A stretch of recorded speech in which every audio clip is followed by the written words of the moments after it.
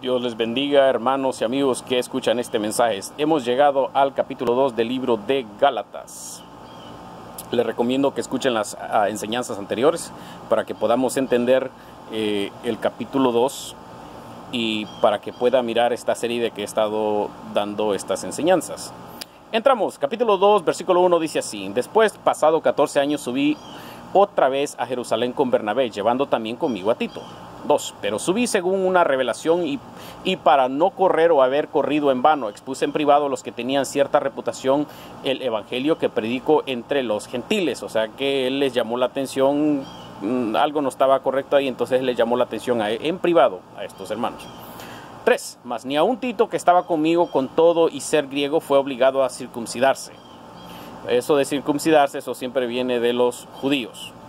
2.4. Y esto a pesar de los falsos hermanos introducidos a escondida, que entraban para espiar nuestra libertad. En Jesucristo nosotros tenemos libertad, no tenemos que seguir todos los reglamentos y todas las cosas que los judíos han puesto o que el judaísmo practica, que tenemos en Cristo Jesús para reducirnos a esclavitud. En este versículo el apóstol Pablo le está llamando esclavitud al judaísmo.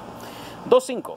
A los cuales ni por un momento accedimos a someternos. Está diciendo que él no le prestó atención, él no siguió lo que ellos estaban tratando de enseñarles, para que la verdad del evangelio permaneciese con vosotros. En otras palabras, el apóstol Pablo dio el ejemplo correcto al no someterse al judaísmo. 2.6. Pero de los que tenían reputación de ser algo, lo que hayan sido en otro tiempo, nada me importa. O sea que el rango que ellos hayan tenido entre el judaísmo, la verdad a él no le importó. Dios no hace acepción de personas, en otras palabras, y esto existe hasta el tiempo presente, porque yo lo he mirado en muchas enseñanzas de judíos que quieren enseñar al cristianismo. Siempre quieren pararse sobre el cristiano, mirarlo como algo secundario, mirarlo como algo inferior, y ellos siempre quieren jactarse de tratar de enseñar. Sí podemos prestar, yo he aprendido bastantes cosas acerca de judíos, pero cuando el momento que comienzan a jactarse y a hacerse mirar como que son la Coca-Cola del desierto, miro ese orgullo, la verdad, y de ahí ya paro. A ella no me gusta seguirlos escuchando, porque es incorrecto. Como dice el apóstol Pablo, Dios no hace acepción de personas. Dios le da la misma importancia que le da a uno, se lo da también al otro. Dice el versículo 6, sigue diciendo: A mí pues los de reputación nada nuevo me comunicaron. O sea que el apóstol Pablo ya, él los escuchó a ellos y no tuvieron nada que decir. 7. Antes, por el contrario, como vieron que me había sido encomendado el evangelio de la incircuncisión, o sea, a los gentiles, como a Pedro el de la circuncisión, o sea, a los judíos.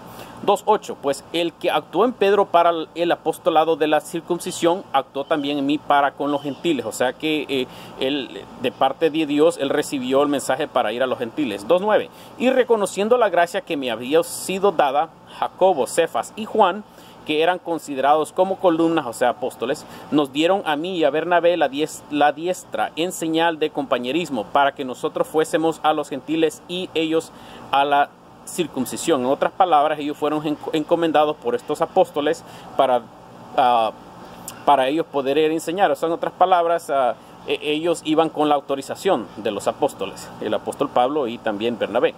2.10 dice: solamente nos pidieron que nos acordásemos de los pobres, muy importante eso, lo cual también procuré con diligencia hacer. 2.11. Pero cuando Pedro vino a Antioquía, le resistí cara a cara, porque era de condenar. Aquí había un problema, y él mismo va y lo explica qué era lo que estaba sucediendo con Pedro.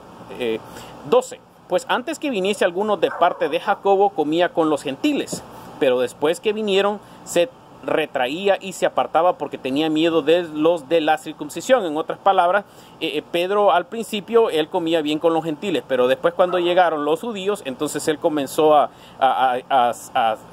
retirarse de los gentiles y solo comenzó a sentarse con los judíos.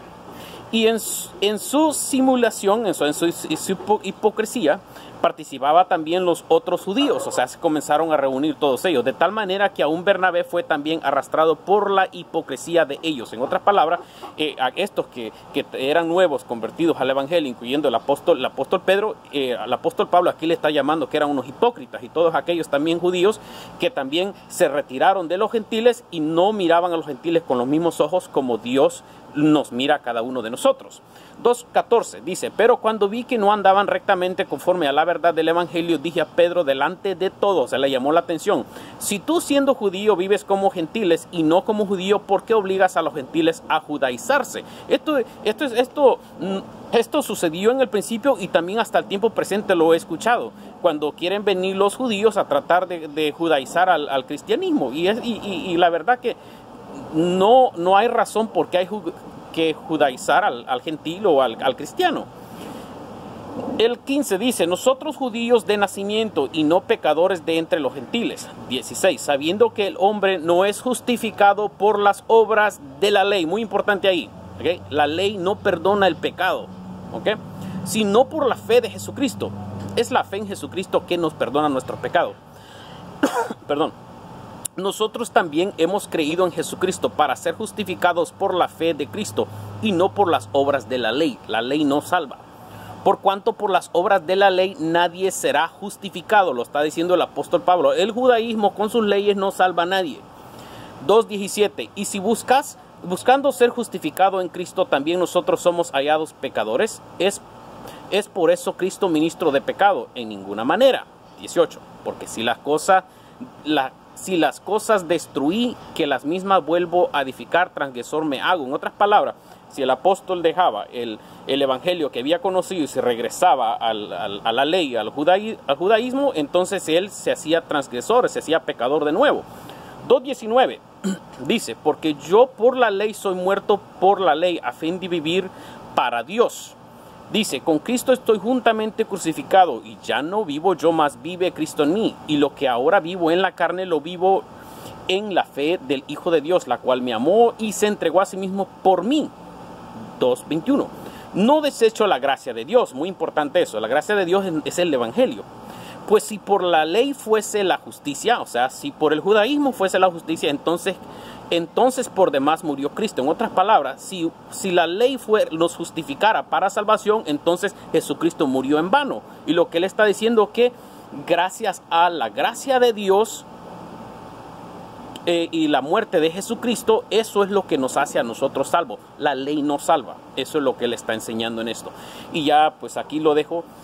Por favor, deje comentarios, y si necesita un poquito más que amplíe esto, también lo puedo hacer. Dios les bendiga.